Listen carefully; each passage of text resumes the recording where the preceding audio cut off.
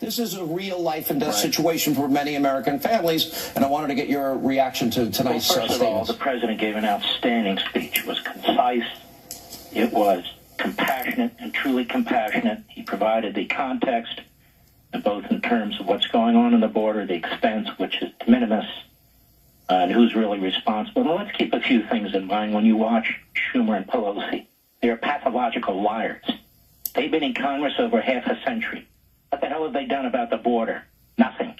They're part of the scam artists. They get amnesty, legalization, citizenship, and never secure the border.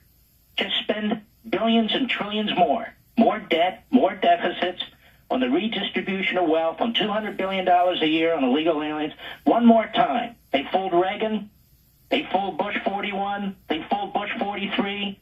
But they're not going to fool Donald Trump, who's dealt with tougher than Pelosi and Schumer. And let me point out a few things. These two and the rest of them are never forced to explain their flip-flop.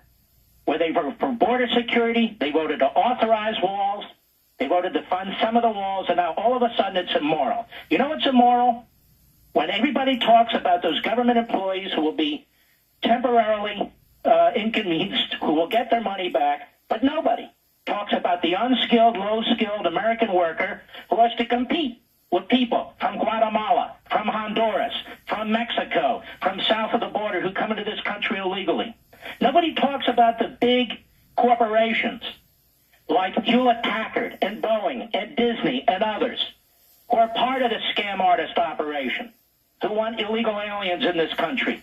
Nobody talks about the fact that destroying our immigration system, these Democrat city sanctuary cities, these Democrat state sanctuary states, where the citizens are treated as second-class citizens, and the taxpayers have to cough up the money for what? Let me explain what this is about.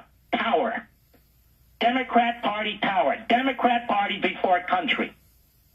There's an excellent piece in, of all places, The Atlantic, a left-wing site, written by a guy by the name of Peter Buffard, a liberal.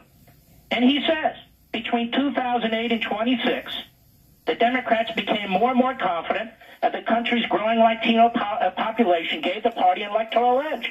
So they switched Salon, which is a left-wing site. They declared, after Obama's 2008 win, if that pattern continues with the Latino vote, the GOP is doomed for 40 years of wandering in the desert. And he goes on to explain this. This is a liberal on a liberal site. That is exactly what's going on. Notice Pelosi and Schumer didn't talk about the American worker.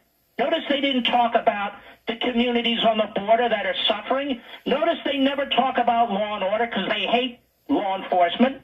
They never talk about the overwhelming costs involved in health care, the overwhelming costs involved in our public schools. Localities and states, they're barely reimbursed for this. Hey, Mark. We, the American taxpayer, the American citizen, we take it in the net. One other thing. The Democrat platform in 2008. Read it.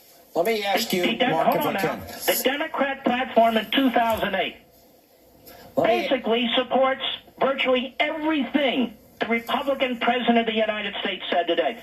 The American people haven't changed. The Republican Party hasn't changed. The Democrats, for political reasons and power reasons, they've changed, and they want to drag us all off the cliff with them. Hey, Mark.